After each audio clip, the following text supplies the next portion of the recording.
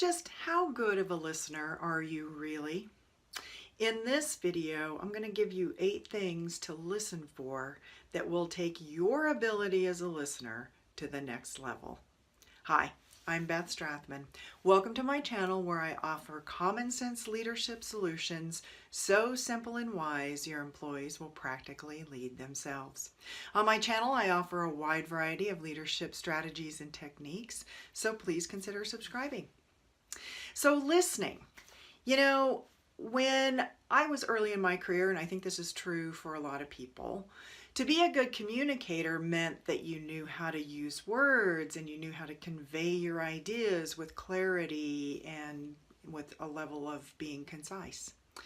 But as what I've discovered is I've matured into my career, and I think this is true for most people who move into leadership positions, is that your communication at that level is really more about listening to other people than it is to listening to your self-talk and the words that you use. Although that's still important, but I think listening really takes on a new level of importance for communication for leaders.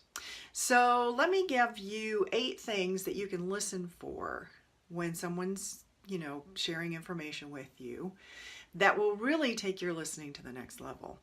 So this is listening beyond words. First thing I think is really important to listen to is, what are they committed to? Or another way to look at that is maybe what their commitments are, their aspirations, their point of view. So these are things that is important to them. So they may not say it, but in the way that they've structured their communication, the words that they use, you can kind of ferret out what those important ideas are to them. And related to this is a second idea of, what are their values? What are their things that they're willing to take a stand for? This goes back to that idea of importance, but it's really stuff that they will go to the mat for. A third thing you can listen for is their emotions, right? So a lot of times we can kind of pick this up from other people, but listen to what they're not saying, but what they're feeling, including their fears and disappointments. This often can help you bond with them and establish rapport as you're recognizing what they're experiencing. A fourth thing that you can listen for is analogies. What kind of metaphors, similes, and other comparisons do they use? And what do those comparisons tell you about how they see the situation or the idea that they're conveying to you? And maybe it can provide a framework for how to move forward or help them think more deeply about the subject. The next thing to listen for is really the crux of the matter. What is at the heart of what they're trying to convey to you?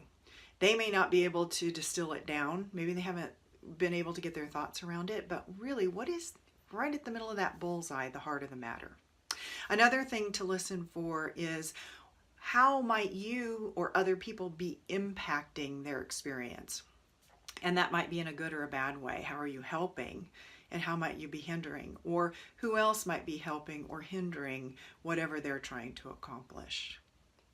Another thing is then how you can help or how you can serve whatever they're trying to create. They may not come right out and ask you for it, but you could offer that and see if that helps them to really, again, establish rapport with you, or to get more clear about what it is they're trying to accomplish. And finally, what you can listen for, or is really just to be there to hold the space for them to communicate an idea. Sometimes people just need an ear.